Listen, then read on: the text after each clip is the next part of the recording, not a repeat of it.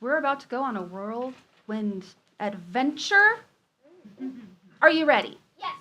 Yes. Yes. Are you? Yes. Yes. The kids are ready, and some of our adults. Yes. All right, here we go. You ready? We're going to enjoy so many holidays within the next 20 or so minutes. It's going to fill your heart and blow your mind. You ready? Woo! 4 Sundays before Christmas begins the tradition of Advent.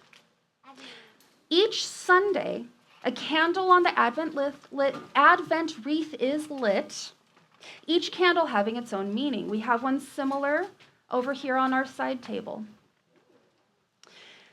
Prayers are shared with the lighting of a candle, and work is often done to give back to the community. Kids are checking it out now. They know what's up. When you all came in this morning, you were handed Post-its and a pen or pencil. Do you have them with you? Yes. If you do not raise your hand, we've got a couple of hands. We had some hands up. Thank you. You're going to need those. Shane, if you there's are some on the coming in table. from home, Yeah. grab a pen and Right. some paper, and you can join us I in think this you're good. activity. Oh, Some Post-its and pens are coming out now. There's a Hanukkah section over there too. We do not have the gelt this time. I am so sorry. So sorry. No guilt for you. So get ready with your Post-its and your pens, because throughout the rest of the morning, we're going to take moments to write little messages. Okay? And after the service, if you go into the lounge, there are posters that you can attach your Post-its to. Posters for the Post-its. Here we go. On the first Sunday of Advent, a purple candle is lit for hope.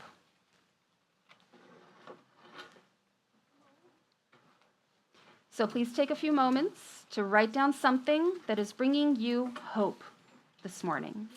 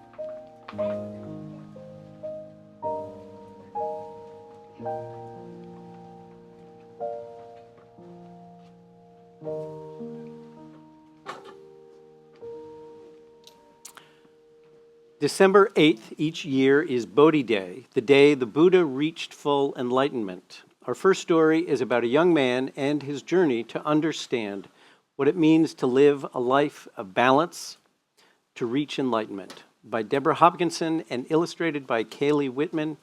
This is Under the Bodhi Tree. A long time ago, in a faraway place, a baby was born. His name was Prince Siddhartha. Before his birth, his mother dreamed of a beautiful white elephant. The wise men said it was a sign that the baby would be special. And he was, just like babies then and now and everywhere, and just like you. The baby grew to be a kind and gentle child. Excuse me. Once he found a wounded swan and nursed it back to health so it could soar across the sky again. The little prince wanted to spread his wings too. But his father said, "You must stay here, away from the world where we can keep you safe from any pain and sorrow." And so, Siddhartha grew up behind the garden walls of a rich and splendid palace. He had fine new clothes, a grand white horse, the softest rice to eat. But, like the children then and now, everywhere, and just like you, he longed to discover the world. At last, Siddhartha was a young man. His father let him visit the great city. The king ordered the mayor, "Hold a festival in the market with flowers and song and dance. My son must see only happy sights." But of course, the prince was curious and wandered off to explore. And that is how he first came to see hardship, pain, and suffering.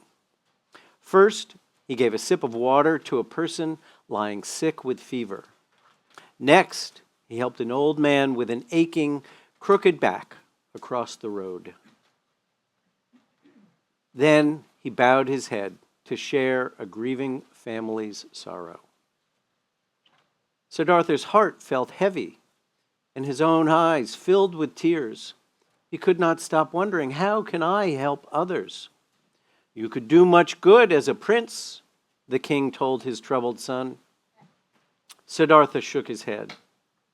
"Even the wisest ruler cannot stop sickness, old age, and death," he said. "I want to find a way to help people live in ease and peace." And so, like seekers then and now and everywhere, the prince set off to find his way, just as you may do someday. At first, Siddhartha looked to others for answers. He journeyed far and long and followed many different paths. But he still felt lost, like a little ship in a stormy sea, tossed by wind and waves. One day, Siddhartha came upon the welcoming shade of a tall, majestic tree. His spirits rose, and he thought, perhaps the answers are inside me. I will stay in this pleasant grove until I find a way to peace. Then I can teach others too.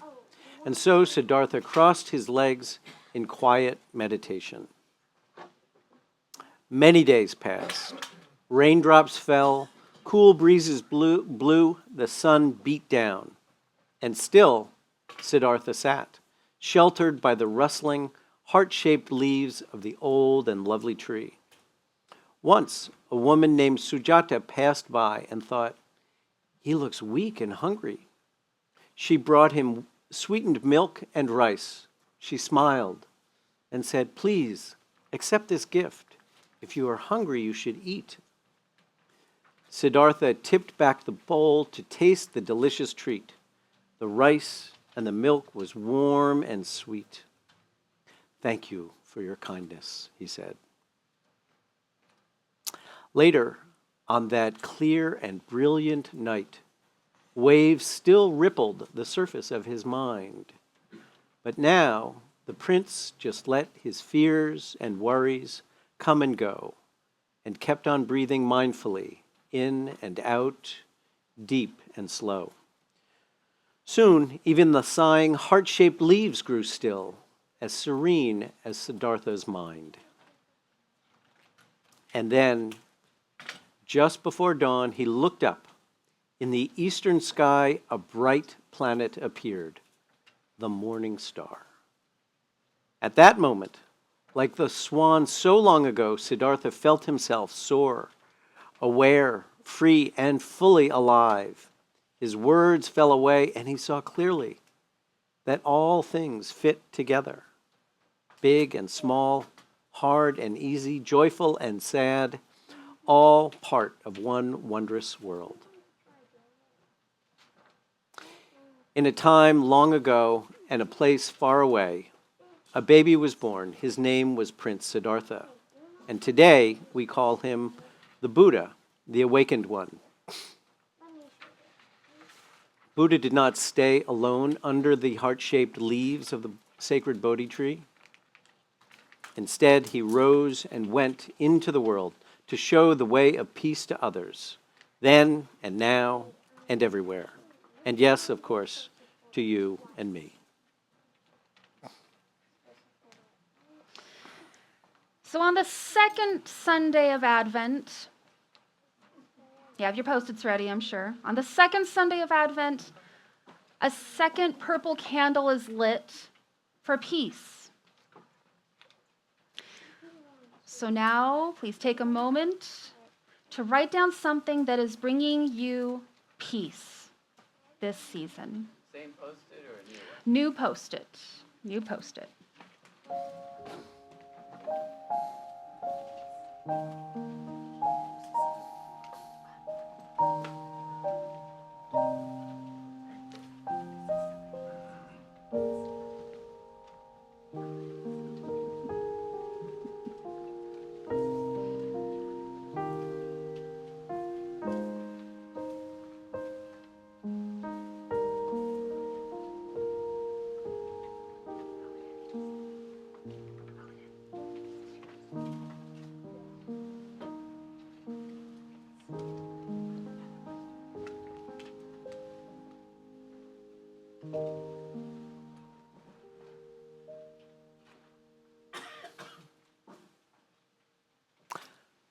The darkest, longest night of the year is Yule, or winter solstice.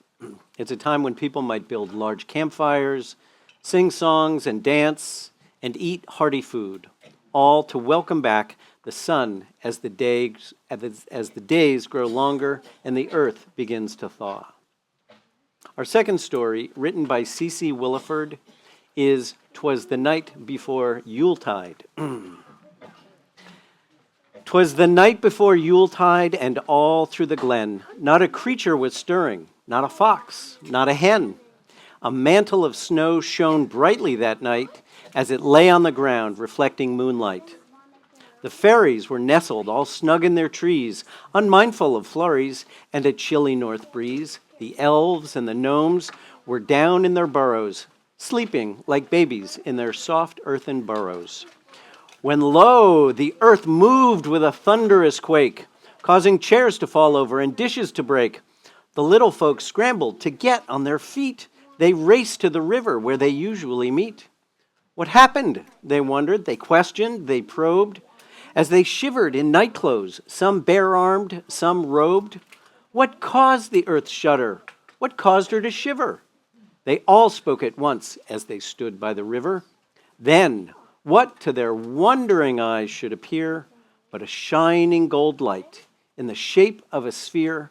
It blinked and it twinkled, it winked like an eye, then it flew straight up and was lost in the sky.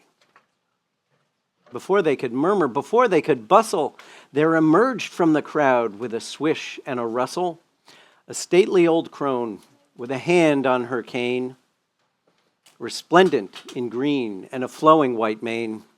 And she passed by them. As she passed by them, the old crone's perfume smelled of meadows and flowers abloom, made each of the fey folk think of the spring, when the earth wakes from slumber and the birds start to sing.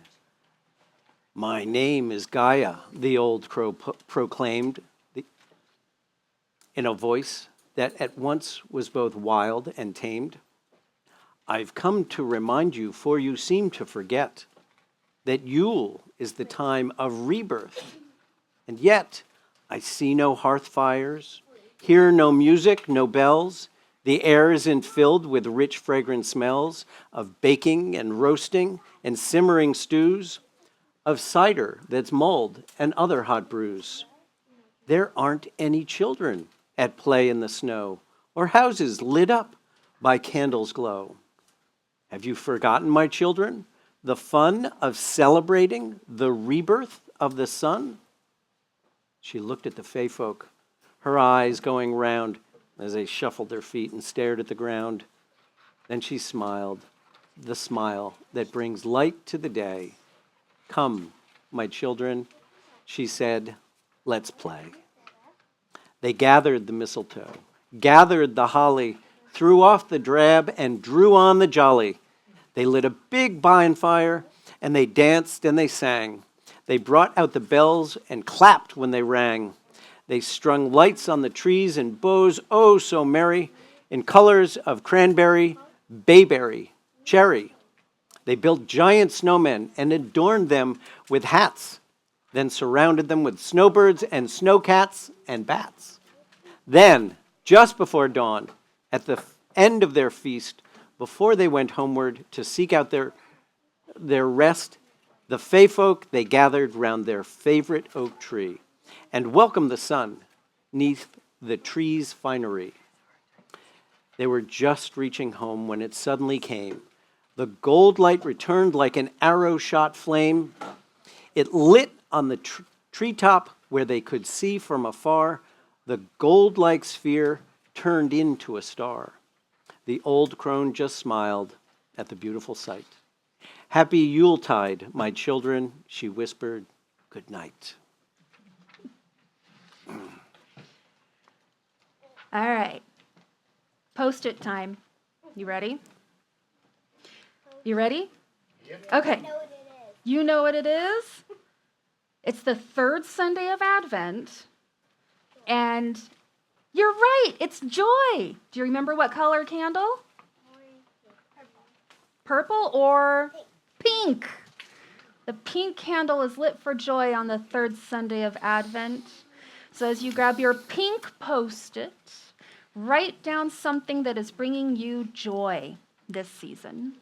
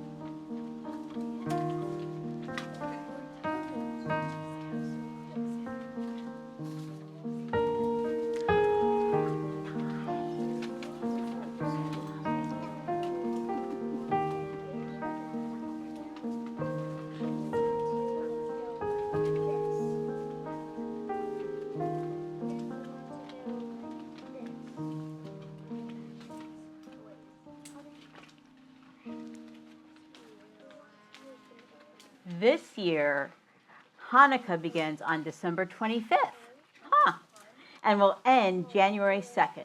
8 wonderful nights to celebrate the victory of the Jewish people over the Greek armies and the miracle of the lamp oil that lasted for 8 whole nights. Our third story, by Michael J. Rosen and illustrated by Melissa E.Y., Hanukkah Lights Everywhere. On the night before Hanukkah, we ready the house for company.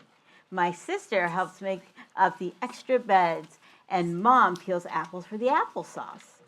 I put a new box of candles by the menorah that's waited all year, just like me, for the Festival of Lights. On the first night of Hanukkah, we say the prayer and light one candle with the tall helper candle. Outside, the skitty moon beams like a proud flame against the dark sky. On the second night of Hanukkah, 2 headlights aim right through the window into the living room, where my sister and I spin the dreidel on the floor. Grandpa's here! Yay! On the third night of Hanukkah, I switch on the lamp out front so that my cousins, who are coming to visit, can find our door, and suddenly there are 3 more lights, like our menorah. On the fourth night of Hanukkah, I find 4 lights in the kitchen.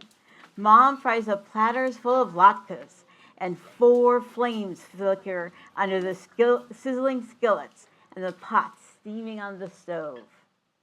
On the 5th night of Hanukkah, my great-grandma gives me 5 shiny silver dollars, 1 for every birthday I've had. When I line them up on my hand, they stretch from my tippy-top fingertip past my wrist and up my arm. They sparkle like 5 more lights in the candle's glow. On the 6th night of Hanukkah, my family takes a walk down the snow-covered streets. And guess what? 6 other houses have menorahs gleaming in their windows. On the 7th day of Hanukkah, at my best friend's house, where he celebrates Christmas, a lamp with just 1 bulb burns in every window, 7 altogether. Just like our menorah tonight, Dad says Hanukkah is also about the joy of different religions sharing a street. On the 8th night of Hanukkah, I find all 7 stars in the Big Dipper, plus the famous North Star above us, as though God, too, were lighting his own menorah in the sky. And on the 9th night, which isn't Hanukkah anymore, and the next night after that, and even today, I still see things that remind me of my menorah. And I think about Hanukkah and all about being Jewish in such a wide world of so many other lights.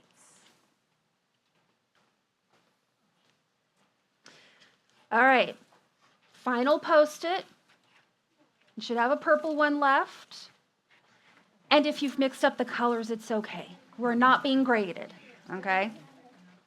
On the 4th Sunday of Advent, a purple candle is lit for love. So take a moment to write down something that is filling you with love this season. You can grab one out in the entryway. There's more.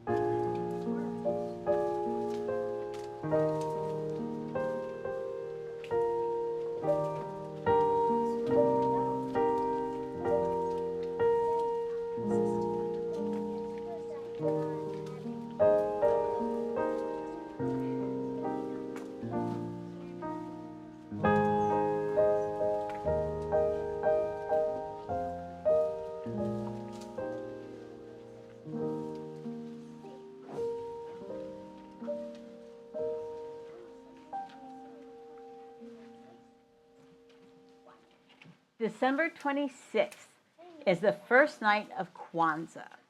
Kwanzaa lasts for 7 nights as African Americans honor their heritage, remember the many struggles of their people, and hold hope for a bright future. Our last story this morning is by Garrett Eileen Thomas and illustrated by Guy Francis. This is Santa's Kwanzaa.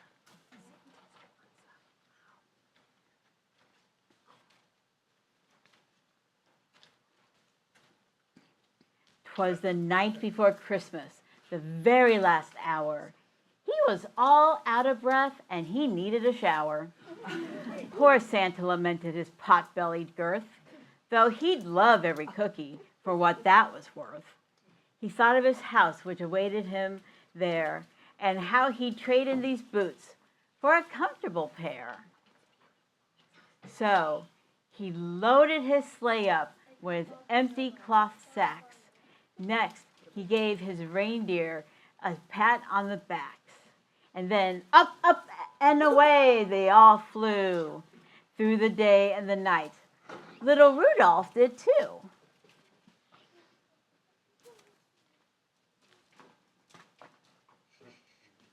I talk too fast. Then off in the distance shone a light for sore eyes, his sweet humble home, disguising a surprise.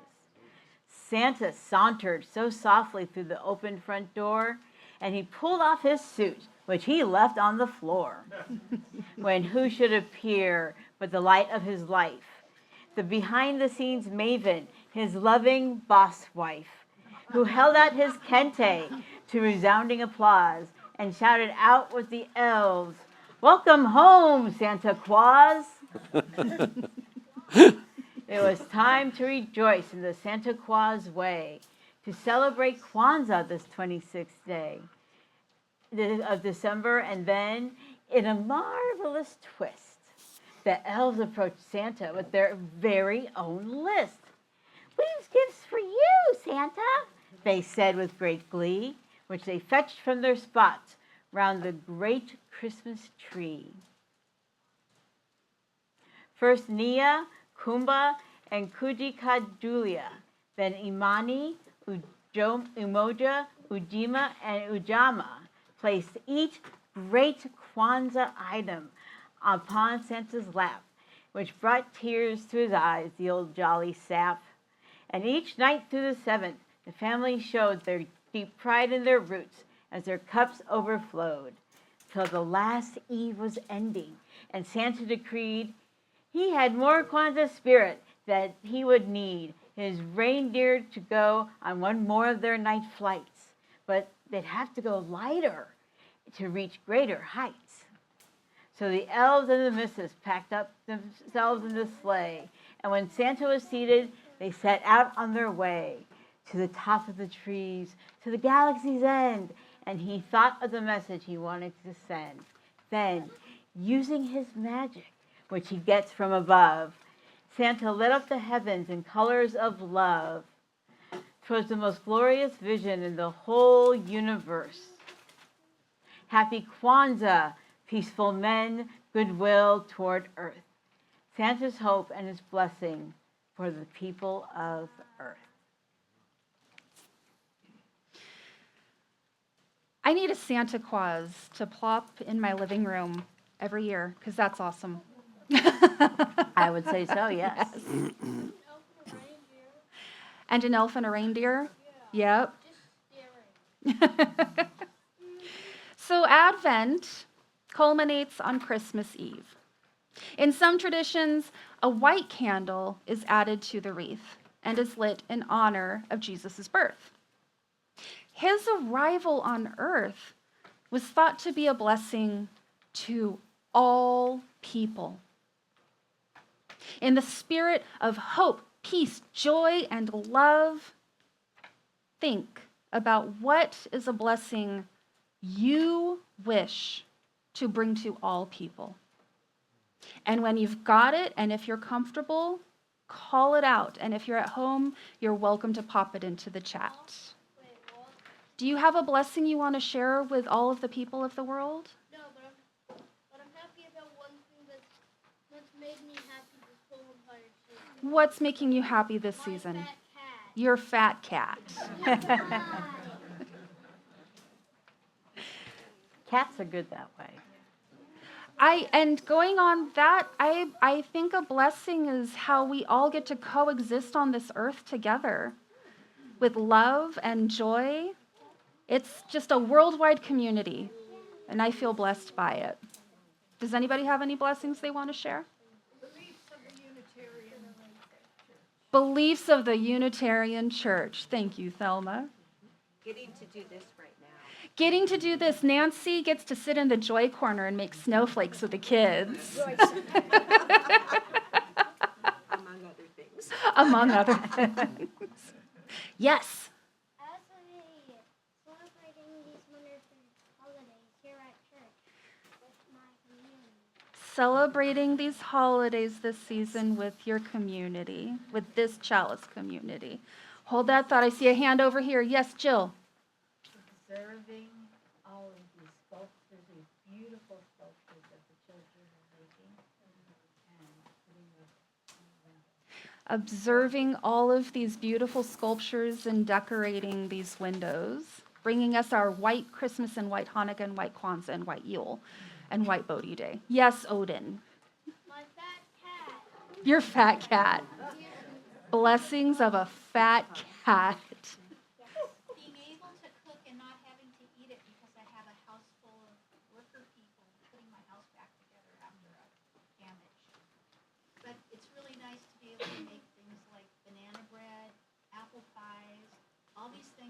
just go to waste, and they love it. All of the Wow. cooking that you get to share with all of the people That are putting my house back. that are putting your house back together. That is definitely a blessing. Helping you. Yeah, Who when you're helping them. and they're doing such a good job because of it. It sounds wonderful. Leanne shares gratitude is a blessing. Most definitely, Leanne. My wife's fruitcake, which nobody likes, so I get to eat it. Your wife's fruitcake, which nobody else eats, but you love it, so you get to eat it all. Yes. We'll toss in one more. What do you have for us? Chocolate. Chocolate is a blessing. Okay, one more. My two cats, Tangerine and Apricot. Your two cats. What are their names? Tangerine and Apricot. Tendry and Apricot. I've had them since like September. You've had them since September. You've got a lovely little family you're building. Do you feel that? What? What? Do you feel the warmth in the air that only can be found at this time of year? Yes. Yes. I also feel the warmth in this room compared to the kitchen. You feel the warmth in this room compared to the kitchen, yes. It is such a blessing that we can come together and share our own traditions and listen to other people share their traditions and share and be open. That's the joy of this season. That's the spirit of this season. I can't describe the feeling I feel. It's a feeling. It's a special feeling, and it doesn't have words. It just makes me feel good. Makes me feel so good because I get to be here with all of you. Love and compassion. That's part of it. It is so many words and colors and sounds and feelings and colors. Yes. All the colors. All the colors. Thank you so much for taking this journey together. Thank you for opening your hearts. This morning has definitely, most certainly, been the greatest celebration.